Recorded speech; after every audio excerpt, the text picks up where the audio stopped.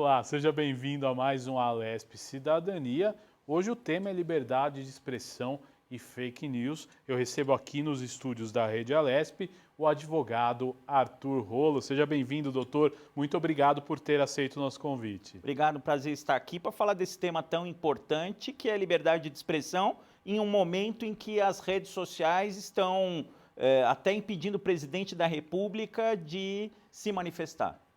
Pois é um assunto bastante polêmico e bastante discutido nos últimos dias, né? Nós tivemos, por exemplo, um post do Ministério da Saúde no Twitter que foi, né, dito aí, diria censurado, doutor, eu posso dizer assim, ou é moderado? Como é que a gente pode dizer isso na linguagem jurídica? Na verdade, censurado não foi porque censura implica em um controle prévio, não deixar publicar. Esse controle posterior não pode ser entendido como censura, mas fica aquela dúvida, que eu acho que é o objetivo desse programa hoje, de dirimir, fica aquela dúvida se a rede social tem o poder de questionar uma afirmação de um órgão oficial como o Ministério da Saúde. A informação pode estar errada, eu não estou entrando no mérito da informação, mas qual é o poder que a rede social tem de questionar uma informação governamental, por exemplo, nesse caso? Foi um assunto bastante comentado nesses últimos dias e o senhor acabou de falar, né? Até que ponto a rede social ela pode, né, tirar o conteúdo de uma instituição, o Ministério da Saúde. O que pode ser feito, né? Por exemplo, a União tomou medidas em relação a isso. Como é que funcionaria? Qual que seria o procedimento na sua visão, doutor? Eu desconheço, mas vamos ver, recentemente aí a gente teve a eleição de 2020 e essa questão da liberdade de expressão foi bastante debatida, por exemplo, aqui no Tribunal Regional Eleitoral de São Paulo. E também é debatida no Supremo Tribunal Federal, nos tribunais superiores em geral. O que prevalece sempre é a liberdade de expressão. Só vai ser mitigada essa liberdade de expressão, só vai ser limitada essa liberdade de expressão quando houver um abuso de direito. A gente tem na Constituição Federal a liberdade de expressão como um direito fundamental de toda e qualquer pessoa e a liberdade e o direito à informação também de toda e qualquer pessoa, inclusive de receber várias fontes de informação para dirimir. Agora, o problema é o abuso desse direito, que tem gente que abusa desse direito o quê? Para xingar, para praticar crimes na internet, redes sociais, infelizmente, tem muita gente que comete crime de pedofilia, que comete crimes contra a honra, que dissemina fake news, ainda mais agora em época de vacina de Covid-19, de tratamento de Covid-19, tudo isso entra em discussão, mas não nos parece, já adiantando o nosso posicionamento, que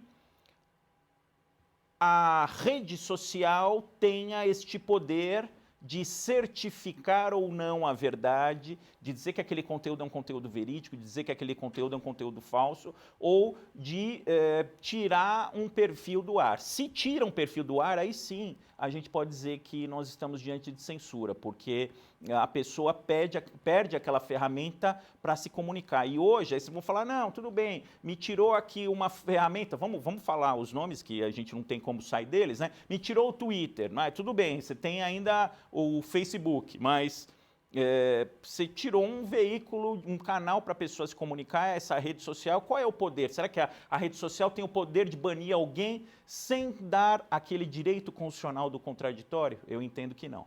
Agora, doutor, o senhor acha que hoje existe, né, um comportamento de algumas pessoas que se escondem atrás das redes sociais? De repente, a pessoa ela não tem, né, a noção, por exemplo, coisas que você não falaria olho no olho, você vai lá e fala pelas redes sociais. O senhor acha que isso é um comportamento cada vez mais frequente? Tem aquele famoso efeito manada, né? Aquelas pessoas que quando se reúnem têm aquele comportamento antissocial, e tem um efeito também daquele suposto anonimato da rede social. Porque, por exemplo, se a pessoa está cara a cara com a outra, se uma se comporta de uma forma errada, não sabe o que esperar da reação da outra, justamente. Vai ter uma reação espontânea que pode ser até violenta, naquele tete-a-tete, vamos dizer assim. Quando a outra pessoa está atrás da internet, essa reação ela já não pode acontecer. Então, eu diria para você que todo mundo fica mais corajoso quando está na internet. Coisas que são ditas na internet não seriam ditas pessoalmente, porque iam gerar muitas vezes uma reação do outro lado, talvez até de maior proporção. Então, sem dúvida nenhuma, as pessoas acham que estão anônimas nas redes sociais e na internet, não estão, e acham também que podem dizer o que bem entendem, que podem colocar aí as palavras que quiserem, quando também não podem fazer isso. Agora, doutor, qual que é o limite, né, entre a liberdade de expressão e, de repente, usar dessa liberdade de expressão para difundir fake news? Bom, a liberdade de expressão, como a gente viu, ela é a regra, só que ela também não é um direito absoluto, tem que ter limitações. As limitações vêm pelo próprio texto constitucional. A informação ela tem que ser verdadeira, então se esta informação é falsa, ela pode sofrer restrição. Também temos lá no artigo 5º, inciso 10 da Constituição Federal, que ninguém pode violar a intimidade, a vida privada, a honra, a imagem de outras pessoas. Esta também é a limitação. Então, temos a regra da liberdade de manifestação de pensamento, mas é uma liberdade com responsabilidade, não é uma liberdade absoluta. Então, é possível, sim, fazer o controle da informação falsa, das informações falsas, e é possível, sim, fazer o controle das manifestações ofensivas. A questão é, quem faz esse controle? É a rede social? Porque o que acontece muito também, toda vez que a gente vai ao Poder Judiciário contra uma rede social, eles dizem o seguinte, espera aí, eu sou um provedor de informações, eu fico reproduzindo ali na minha plataforma as informações das outras pessoas, então eu não tenho controle sobre tudo que é escrito. Ao mesmo tempo, diz que não tem controle na hora de se esquivar da responsabilidade do Poder Judiciário, mas quando alguém publica alguma coisa, tem o controle. É óbvio que se, por exemplo, tem aquelas ferramentas de denúncias das próprias plataformas, olha, tem aqui um conteúdo criminoso, tem aqui um conteúdo de ofensa, mas teria que ter, nos termos constitucionais, um contraditório. Eu faço uma analogia com um partido político. Como é que fica? O partido político é uma pessoa jurídica de direito privado. O provedor também aí é uma pessoa jurídica de direito privado. Mas o partido político não pode expulsar qualquer filiado da cabeça dele. Ele tem que seguir um rito procedimental, seguir as suas regras estabelecidas, o seu contraditório. Quando você entra numa rede social, você assina lá e concorda com uma política de responsabilidade. Se a plataforma, pode acontecer dela própria descumprir essa política de privacidade, essa política da plataforma ao excluir alguém. E aí é o controle judicial. Eu, particularmente, entendo que não pode haver o banimento de ninguém de rede social, porque isso é a própria rede social fazendo a justiça e isso no nosso sistema jurídico é inconcebível. O senhor acha que isso cabe só à justiça? A justiça que deve determinar, por exemplo, o banimento de alguém de uma rede social, por exemplo? Eu acho que pode tirar, por exemplo, informações falsas de uma rede social, só que não pode pura e simplesmente banir. E eu, por exemplo, se eu publico alguma coisa na rede social, a rede social tira o meu conteúdo dizendo que é falso, eu passo a ter o direito em relação à rede social de compeli-la a manter aquele conteúdo, provando que aquele conteúdo é verdadeiro. Então, vai passar a rede social a ter o dever de provar que aquele meu conteúdo é falso. Da mesma forma, vai banir alguém da internet? Ah, não, está violando a nossa aqui política da plataforma. Eu acho que para banir, como é uma coisa grave, ainda mais agora que a gente viu presidente da República, ainda mais agora que a gente viu falar que a informação do Ministério da Saúde é falsa, entra com uma ação. A plataforma entra com uma ação contra o Ministério da Saúde. Eu não estou falando para fazer isso em relação a todos os usuários. Mas, até porque não teria corpo jurídico suficiente. E né? também ia atravancar o Poder Judiciário. Mas entrar com uma ação, nesse caso, específico para até para aquela, por exemplo, o Ministério da Saúde ser proibido de publicar novamente informações falsas sob pena de multa. É até uma autoproteção da plataforma. Agora, banir alguém, vamos supor, porque o que pode acontecer nesse caso também com o Ministério da Saúde? Publicou uma, tomou lá, é que nem jogo de futebol, né? Toma o cartão amarelo, aí toma 2 amarelos, é expulso. Imagina se uma plataforma qualquer aí exclui um órgão de governo que presta também informação à população da sua rede social. Isso é um absurdo, me parece um absurdo. Agora, doutor, dentro dessa linha, por exemplo, recentemente o WhatsApp ele veio com anúncio de algumas mudanças nos termos de uso. A partir do momento que eu uso a rede, eu sou obrigado a aceitar essas mudanças? Então, a grande questão aí é a mudança no meio do caminho, né? Eu não tenho dúvida que essas plataformas, aí eles vão falar, mas presta um serviço gratuito. Esse serviço não é gratuito. Esse serviço ele é prestado em troca de anúncios publicitários, então vira e mexe a gente está navegando nas redes sociais e a gente se depara com publicidade, e essa publicidade remunera a atividade da rede social. As pessoas estão lá para ter informações, as pessoas estão lá para encontrar amigos, e o que não está correto é esta mudança de regra no meio do caminho. Você infla uma plataforma, essa plataforma não tem ninguém, aí você deixa ela sem publicidade, infla,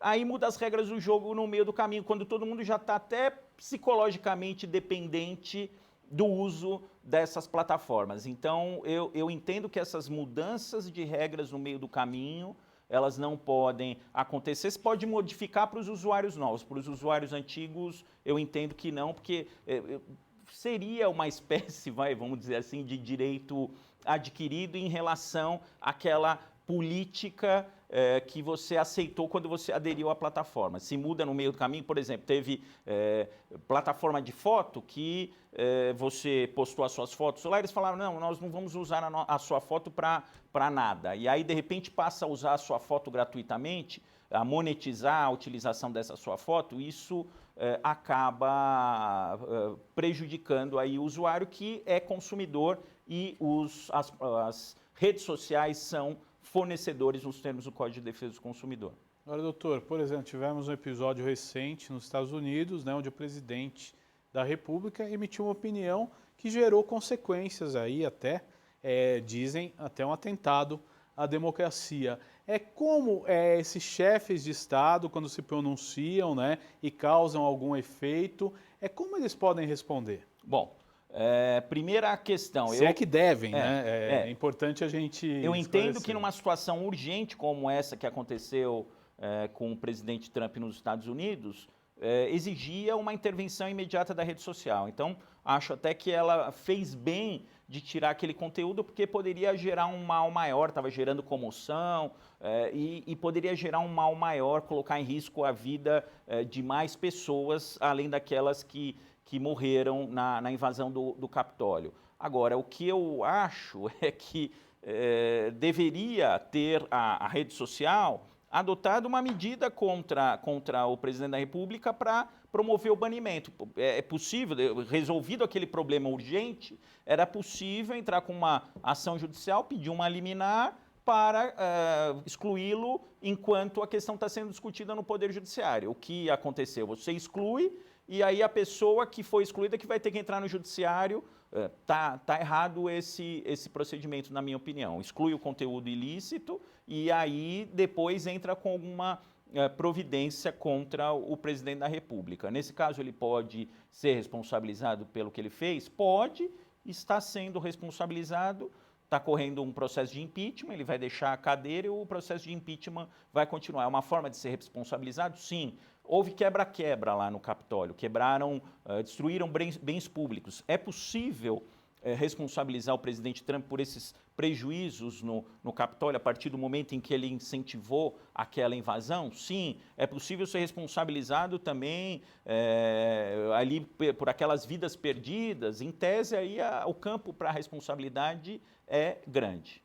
Voltando, né, usuário da rede social, ele pode também ser penalizado por tudo que ele propaga na rede? Como é que funciona, né, a lei, né, e os tribunais em relação a isso? Com certeza, a gente tem muita, por exemplo, uma coisa que a maioria das pessoas não se dá conta, muita violação de direito autoral em rede social.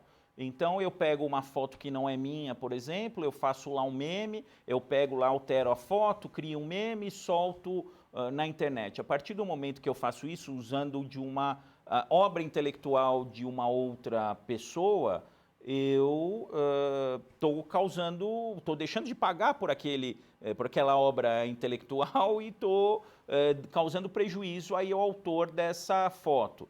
Isso acontece, por exemplo, com texto. Às vezes a pessoa pega um texto de outro autor na internet e publica na sua rede social como se fosse seu, sem mencionar a fonte. Então, desde esses pequenos problemas até aquela porn revenge, né, que é aquela vingança que o namorado briga com a namorada briga com o namorado, eles têm fotos íntimas um do outro e começam a publicar essas fotos nas redes sociais. Então, todo mundo que está na rede social está identificado ou diretamente, aqueles que se identificam, mas eu criei um perfil fake.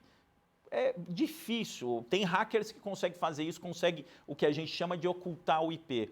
Mas a maioria das pessoas não sabe ocultar o IP, as pessoas estão lá identificadas. Através do IP é possível identificar a pessoa, responsabilizar, rastrear. No campo do direito do consumidor, por exemplo, tem muito consumidor que xinga a empresa, tem empresa que xinga consumidor. Eu, antes de vir para cá, estava vendo na internet o caso de um restaurante que, depois de ser criticado pelo cliente, criticou o comportamento do cliente e teve que pagar uma indenização de R$10.000 num desses sites de avaliação de restaurante. Então, ninguém está livre em rede social tem que ser usada com responsabilidade. A gente fala em bullying das crianças, hoje o bullying acaba sendo um bullying virtual, um bullying digital. O bullying vai para as redes sociais. Então, os pais têm que tomar cuidado com que os próprios filhos, por exemplo, eu tenho um filho de 9 anos que já está me pedindo rede social e eu estou segurando. Eu deixei um canal no YouTube, por enquanto, que eu estou supervisionando, mas um belo dia aí eu tomei um susto, porque tinha lá um conteúdo que eu não queria que ele tivesse levado ao ar. Então eu tenho controlado e tudo, mas hoje em dia é muito difícil deixar os filhos fora da rede social também. Pois é, e essas redes sociais, o senhor tocou num tema interessante, porque teoricamente elas são proibidas para menores de 18 anos, né? Como é que funciona isso? Porque a gente sabe que hoje, né, o jovem aí, o adolescente e até as crianças já pedem. Quem responde judicialmente em casos aí de mau uso das redes? Bom, então, no caso específico, tem lá, algumas têm limitação de 12 anos, né? Para entrar tem limitação de 12 anos. Agora, o YouTube, por exemplo, tem a possibilidade, inclusive, de utilização por crianças, o YouTube Kids. Então, é possível e aí, obviamente, na própria publicação do vídeo tem se o conteúdo é para criança, não é. Então, eles estão se cercando de cuidados. Não sei se você se recorda e se os nossos colegas de casa se recordam, mas tinha uma época que no meio do desenho, a criança estava vendo o desenho e aparecia lá o monstro, né? Aparecia lá um monstro no meio do desenho. Aí a moderação de conteúdo, nesse caso, tem que ser feita pela rede social. E isso é fácil na medida em que o Momo, que eles falavam, né? Que apareciam denúncias. Então, a rede social é responsável. Agora, o pai, por exemplo, se uma criança faz bullying virtual com a outra, publica um vídeo no YouTube, nas redes sociais, etc., são os pais da criança que vão responder por esse conteúdo que é veiculado. Exato. Agora, um outro assunto, doutor, que tem sido muito falado, ainda mais em tempos de pandemia, é a história aí das fake news, que a gente já abordou no começo do programa. Qual que é a forma jurídica da gente tentar diminuir as fake news? A gente pensa aí num tempo de pandemia, aparecem aí os tratamentos mais mirabolantes, as notícias aí mais mirabolantes, e isso pode causar um problema muito sério. Muitas pessoas podem ser afetadas por uma fake news. Como a gente avança de legislação, doutor? Vou pegar de exemplo, né? Você está falando aí de fake news em época de pandemia. Teve um líder religioso que falou que a vacina tinha lá o vírus da AIDS. São questões absurdas muitas vezes, mas que são publicadas na internet e tem gente que acredita. As redes sociais podem, num primeiro momento, moderar esse conteúdo para não gerar um dano. Quando eles fazem aquela restrição, quando eles colocam lá que aquela informação é duvidosa, eles até reduzem o alcance dessa informação, mas em casos mais gritantes, eles podem até tirar o conteúdo do ar. Mas, normalmente, esse conteúdo ele é tirado do ar judicialmente. É possível também tirar esse conteúdo do ar judicialmente. Então, fazendo prova de que aquela informação é falsa, a gente tem hoje vários órgãos governamentais que devem zelar pelo conteúdo da informação. Então, é óbvio que a gente não consegue cercar todas as fake news. Por exemplo, uma fake news, um sujeito que produz uma fake news que ele tem 30 seguidores, isso não vai ter impacto. Mas os próprios órgãos de saúde, por exemplo, têm condição de monitorar as redes sociais e de ver quando alguma informação falsa está repercutindo na campanha de vacinação, está repercutindo na desinformação e entrar judicialmente para derrubar aquele conteúdo e para punir. A hora que começar a doer no bolso de quem veicula essas fake news, a hora que essas pessoas começarem a ser responsabilizadas criminalmente, porque orientar falsamente, por exemplo, orientar a pessoa a tomar um remédio que não é eficaz, orientar a pessoa a não usar máscara, a se comportar de forma arriscada para a sua saúde, configura crime. Então, é possível, sim, responsabilizar essas pessoas. Tem que começar a doer no bolso, tem que começar a responsabilizar criminalmente. A hora que a gente tiver essa política de responsabilização daqueles autores de fake news, isso vai mudar, esse quadro vai mudar. Mas você acha que a justiça hoje ela é muito lenta nessas questões? Como você analisa? Você tem algum case que você pode dizer para a gente, foi rápido, realmente alguém foi punido por fake news ou pelas consequências que uma fake news trouxe? Bom, tem os cases eleitorais, na justiça eleitoral a remoção de conteúdo é extremamente rápida. O conteúdo é publicado, dali 1 hora, 2 horas, o conteúdo já está fora do ar.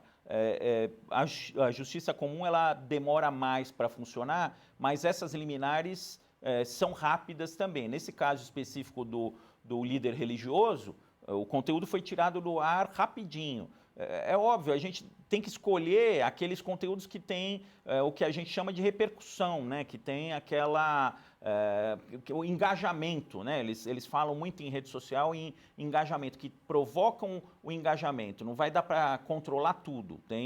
Se uma notícia mentirosa é publicada numa página sem repercussão ou por um usuário sem repercussão, não vai dar para controlar, mas quando existe um engajamento, quando existe um grande compartilhamento, uma grande repercussão, como vem acontecendo, por exemplo, com algumas autoridades nacionais, isso gera tem que gerar um movimento aí para tirar do ar esse conteúdo e, inclusive, mediante ações judiciais. Agora, doutor, é importante, né? Eu sei que uma das suas especialidades é o direito eleitoral. Como foi o cenário das fake news nas eleições de 2020? Melhorou em relação às eleições de 2018? Lembrando até que tanto a Câmara Federal quanto a Assembleia Legislativa tiveram CPI para abordar o tema fake news nas eleições de 2018. Como o senhor analisou o cenário de 2020? Houve melhora? Houve mais controle? Como o senhor faz essa leitura? Eu entendo que melhorou, mas ainda a justiça está sempre correndo atrás do prejuízo, né? Então, tem questões, sobretudo o período eleitoral é muito curto, você remove o conteúdo, mas depois os processos continuam para responsabilizar criminalmente e civilmente os autores. Então, tem muito caso de eleição que vai continuar sendo discutido nos próximos anos, dentro desse espírito de não deixar que os ofensores, aqueles que disseminam fake news, fiquem sem punição. O ideal é que uma pessoa que seja vítima de fake news, mesmo que remova o conteúdo, tem gente que acaba deixando para lá. Remover o conteúdo, é período eleitoral, é aquele calor da eleição, passou a eleição, acaba deixando para lá. Não, se foi uma ofensa grave, se foi uma ofensa séria, tem que perseguir isso até o final, que a gente tem feito lá nos casos dos nossos clientes, né? E a gente entende que isso é fundamental para a educação. Eu acho que vem melhorando, eu acho que a tendência é melhorar, mas nesse meio tempo também as tecnologias vão avançando, fica mais difícil de você alcançar as pessoas e aí fica essa briga do gato e rato. A tecnologia avança e aí o judiciário e a legislação tem que correr atrás para conseguir dar conta de reprimir essas fake news. Em relação a outro fator que o senhor explicou muito bem, que são os robôs, né? Os sistemas que geram também esse tipo de situação. Você acha que a justiça tem sido eficaz com isso? Eu acho que a justiça tem tentado fazer a sua parte, mas eu acho que nesse aspecto de robôs, principalmente as próprias plataformas têm que ter uma colaboração mais próxima da justiça. O que a gente tem visto é que tem plataformas que não têm o espírito de colaborar com a justiça, tem escritório aqui no Brasil, exploram atividade aqui no Brasil, mas quando você vai processar, tem que processar nos Estados Unidos, por exemplo, onde é a sede principal. Está faltando o espírito de colaboração de algumas plataformas e eu acho que, sobretudo em relação aos robôs, as próprias plataformas têm as melhores ferramentas para identificar e para derrubar esse tipo de situação. Eu acho que já melhorou na eleição americana, que a gente teve influências nas eleições americanas anteriores que não aconteceram nessa, e melhorou bastante também nas eleições brasileiras, mas isso sempre deve gerar um aprimoramento constante. Doutor, estamos chegando nos momentos finais desse nosso programa, Alesp Cidadania. Hoje falamos aí de fake news e liberdade de expressão. Agora eu quero uma análise, né, de um cenário geral, falar um pouco do mundo e também do Brasil. Você acha que nós temos ameaças à liberdade de expressão? Qual que é a sua análise? Acho que a gente tem ameaça à liberdade de expressão, sim. A gente não falou, mas vale a pena falar agora, que o próprio Tribunal Superior Eleitoral vem sendo vítima de fake news em relação à urna eletrônica, com um processo de desconstrução que tem sido feito da urna eletrônica, mas isso é objeto de punição, já teve gente que foi presa, tem gente que está sendo responsabilizada.